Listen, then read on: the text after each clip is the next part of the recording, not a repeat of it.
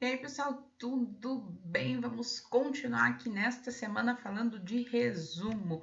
Gênero textual, já expliquei na semana passada, bastante importante, super presente na sua vida, tanto na escola quanto na graduação, independente da carreira que você escolha seguir. Essa capacidade de síntese é algo bastante exigido de você, acadêmico. Então, a gente precisa aprender e precisa dominar as ferramentas relacionadas a esse gênero. Então, nós temos aí mais uma aula para falar de resumo. Só que antes de a gente continuar falando do resumo, é importante que a gente faça a correção dos exercícios, porque justamente são exercícios voltados a esse gênero textual. Então, vou pedir a você que agora pegue a sua apostila, pegue seu material didático, abra na página 21, porque nós vamos corrigir os exercícios ali que falam de uma pessoa muito bacana, né? Uma pessoa incrível que foi a Tarsila do Amaral. Então, nós temos ali na página 21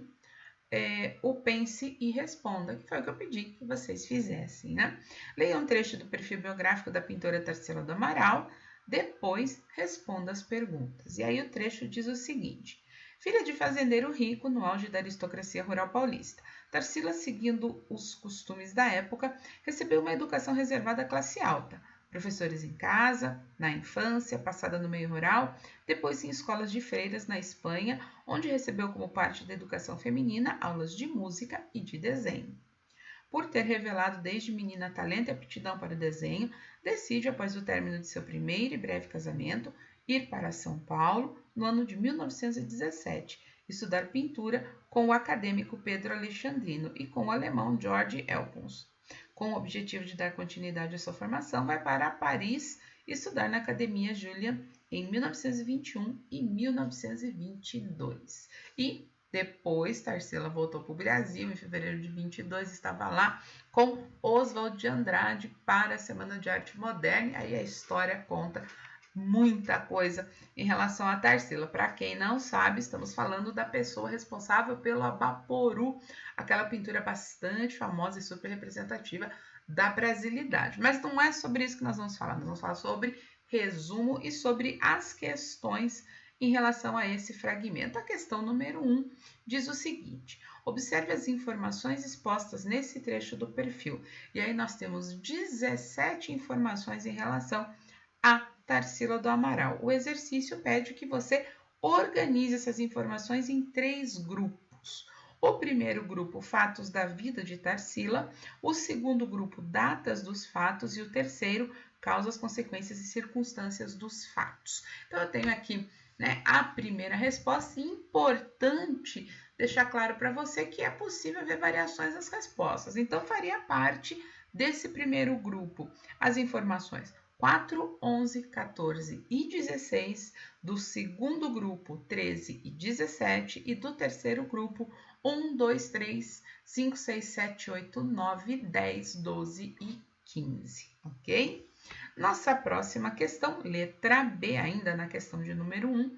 Imagine que alguém pretendesse produzir um perfil biográfico resumido de Tarsila do Amaral com base nesse texto.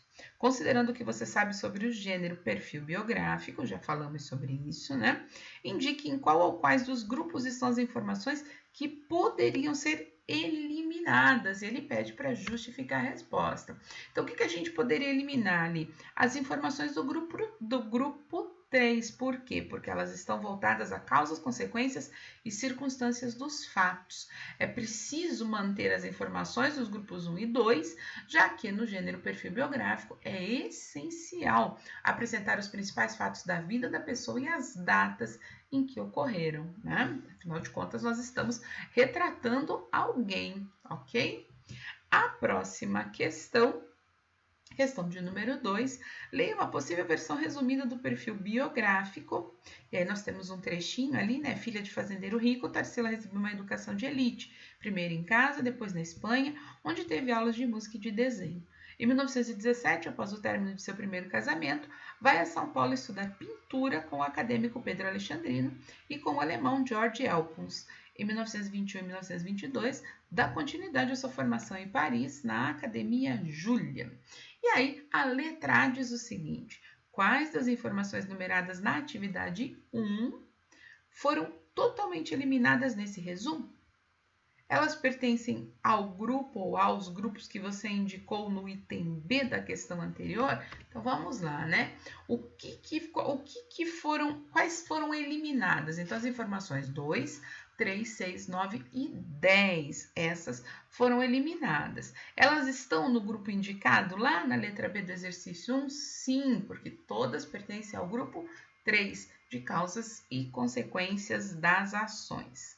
A letra B diz o seguinte, né? Concentre-se agora nas informações que foram mantidas, mas sofreram pequenas supressões ou alterações. Dê 3 exemplos das mudanças feitas. E aqui eu vou mostrar a vocês todas as possibilidades de resposta, né? Então, o item 4, que dizia Tarsila recebeu uma educação reservada à classe alta, sendo substituído por Tarsila recebeu uma educação de elite. O item 5, professores em casa da infância, por primeiro em casa. O item 7, depois em escolas de freiras da Espanha, por depois na Espanha.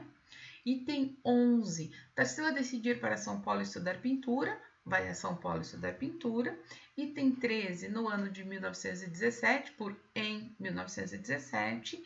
Item 14, após o término de seu primeiro e breve casamento, por após o término de seu primeiro casamento. Item 15, com o objetivo de dar continuidade à sua formação,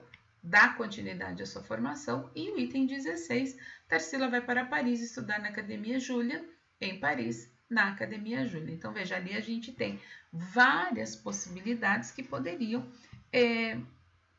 exemplificar, fazer parte dessa escolha de 3 alterações, 3 mudanças ali que a questão B pede.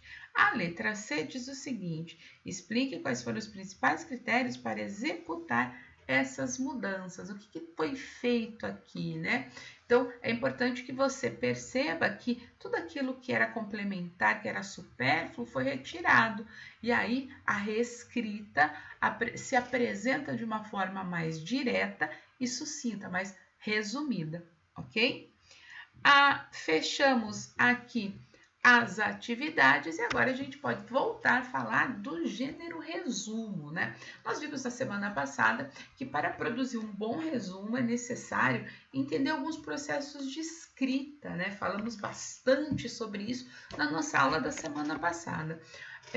Hoje nós vamos focar aqui as nossas atenções em relação a essa identificação de informações principais e informações secundárias em um texto base, né? Nas atividades que nós fizemos, a última, por exemplo, que foi corrigida aqui, nos mostra, né, essa possibilidade de reescrita extraindo as informações secundárias ou aquelas que são consideradas supérfluas ou desnecessárias e reproduzindo a mesma ideia de uma forma mais enxuta. Isso é importante quando a gente fala de resumo, né?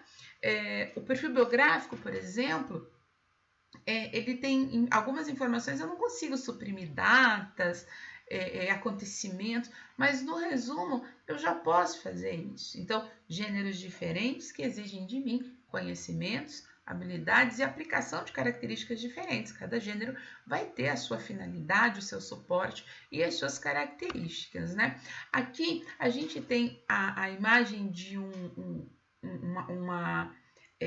destaque em relação às informações principais e secundárias. E essa imagem está no nosso material didático. Então, veja, nós temos ali um pequeno fragmento sobre o desafio da escolha profissional e o textinho diz o seguinte, ó: as escolhas profissionais são comuns durante toda a vida das pessoas, não um problema exclusivo dos jovens. Porém, é na adolescência que esse desafio surge pela primeira vez.